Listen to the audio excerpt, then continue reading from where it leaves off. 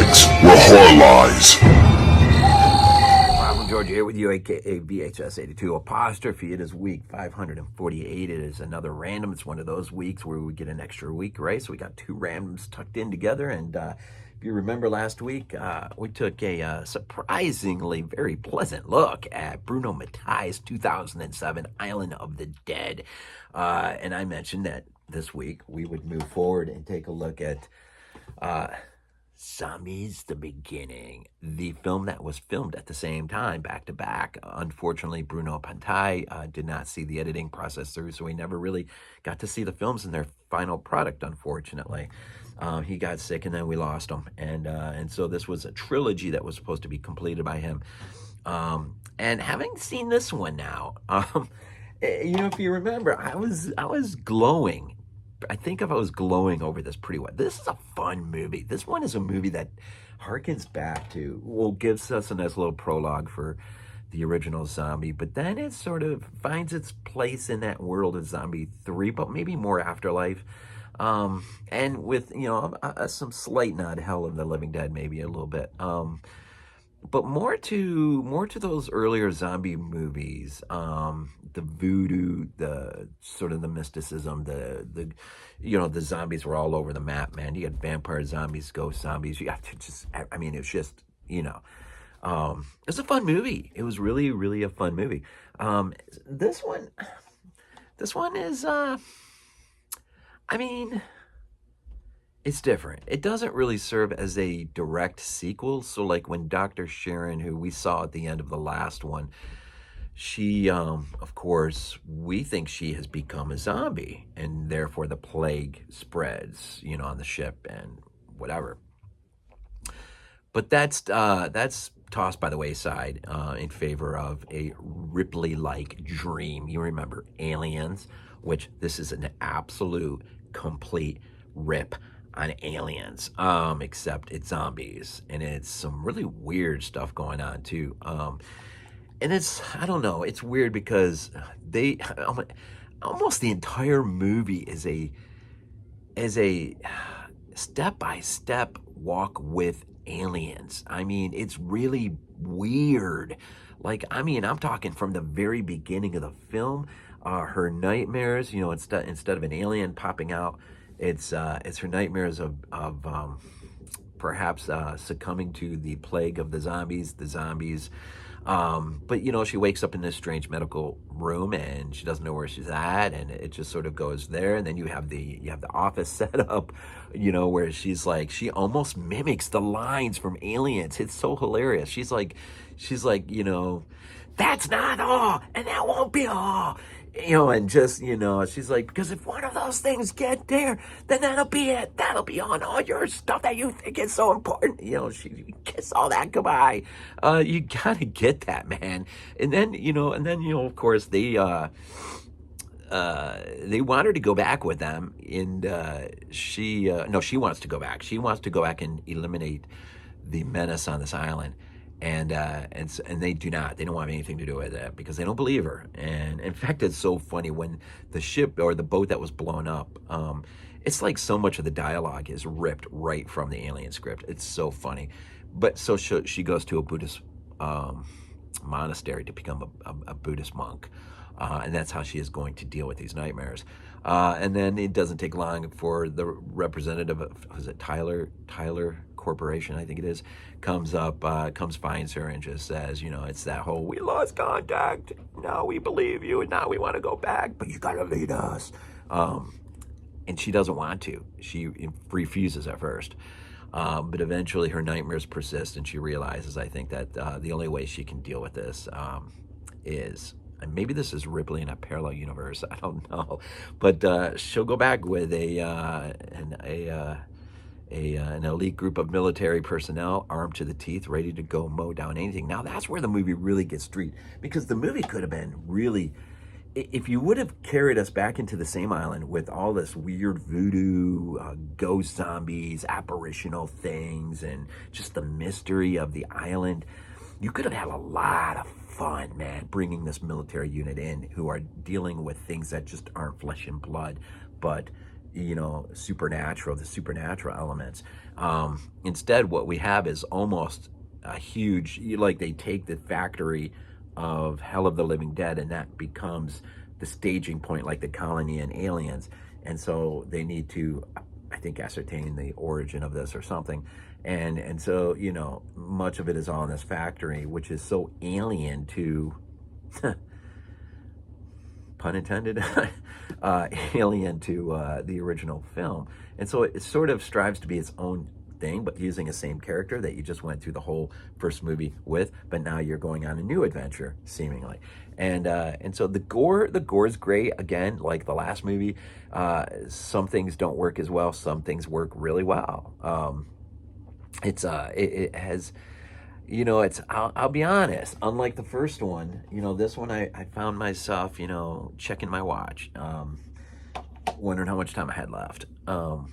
It does get a big gory at the end. And so what's going on in there is freaking weird, man. I don't even know how you explain it, man. The way that these zombie things are being birthed, it's almost kind of like a weird variation of the queen alien, but there's no queen, but it's something else. And it is just, maybe molded out of the world of the Beyond, or the From Beyond, the Stuart Gordon film, H.P. Lovecraft, From Beyond. It's weird. It is just absolutely weird. And of course, she's there to save the day once again, get us through. Of course, this sets us up for what should have been a third piece, which unfortunately, the screenwriter, which, like the first one, this one actually boasts of a much better, longer interview with the screenwriter. Zombie Genesis featurette with screenwriter Antonio Tintori. And that's a pretty good little doc, because he goes back and really talks about his time with some of the Italian greats working. He wrote the script for Cat in a Brain for Fulci. He worked with Michele Soavi, and Joe D'Amato comes up in discussion. So it's kind of a neat little view into the world of Italian cinema, in which he became part of, and so desperately wanted to see continue, even as late as 2007. So he's sort of wedded to Bruno Mattei and his vision of what ultimately will be this really weird trilogy. But it never gets completed. Now, the writer does mention that there was hopes that Claudio Fragasso would have helped finish it off. That just never comes to be, and so I'm afraid we got just two films who act as a sort of first and second, but the second really is its own thing. I'm not sure there is one great thing in here that I gotta mention too. Viggo Mortensen's in this movie. Yeah, I said that. Viggo Mortensen is in this movie. Viggo Mortensen. He's in the movie. Compliments of stock footage that apparently Bruno Mattei decided to take from Crimson Tide, the sub movie. And so there's a few scenes, and it gets so weird, man. It's like you're on the sub, because there is a sub in this movie. That's how they get to the island. And, and you got these scenes where, like, 1 minute, and the dubbing crosses over both pieces of the film they shot and the Crimson Tide stock footage. And it's like, you're looking at two subs, man, but it's the same dubbing over the two. And 1 minute you're watching Crimson Tide, the next minute you're watching their footage, then you're back to Crimson Tide, then you're in their footage. And it's like, how do you get the rights? You don't get the rights. You just do it, man. You just screw you. But it must be the scene when you first see the sub launching out. I vaguely remember in Crimson Tide that several of them are up on the top, as they're sailing out before they decide to, submerge. And that's probably, those guys get caught in the stock footage, so they're caught in this movie. So that's kind of weird. But because of it, Viggo Mortensen is credited. He's sort of credited, uncredited. It's kind of a weird thing. I don't know. I definitely prefer the first film to the second. If there would have been more continuity with the second one, as goofy, it could have been as goofy as it wanted to. I don't care. There goes my set screen. If it would have just been the same island, and maybe gave us a little bit more connection to these island that we, of course, a visit in 1979, and Lucio Fulci's masterpiece, man, of zombie terrors, zombie. Um, if there would have been a little bit more, like in the first, a little bit more hint as to what might have gone wrong and why it is that when we get to that island in 79, it is the way it is, that would have been cool. It would have been cool if they would just use the same island, in the same sort of, because like I said, it could have been like, you know how they do it. It's just the whole alien thing. You take, you go from the formula of one alien in the ship that's knocking them out one by one into unleashing a horde of millions. Well, you could have done the same thing with this one, and they attemptably do in the second one, but you could have done it much better, I think, had you used the same formula of the first movie, meaning just it's the same island. And I think that could have been a lot of fun, man. Zombies appearing, not appearing. It just, maybe the group being broken up into pieces and just having to deal with various elements of this island. You could have actually really created a bit more of a myth to this island. Instead, it really does, it's a rip on aliens, but set in the world of Hell of the Living Dead, I guess. But man, some weird things go on in this one. Some really weird things.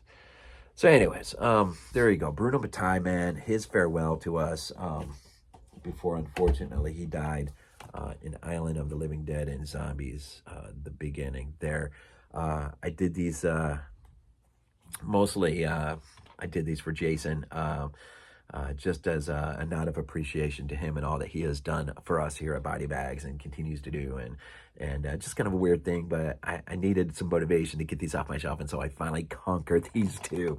And so it's done. It's done. I've conquered them. And so I would say, if anything, if there's any way you can get your hands on the first one, it is, and you're into Italian cinema, even its more eccentric, goofy, cheesy variations, I think it's a lot of fun there. The second one, yeah, I mean, it's fun. You can have fun with it. It's just, like I said, I wish it would have been a continuous bridge forward, but, and maybe that would have tied in nicely to a third piece. We'll never know what that would have been.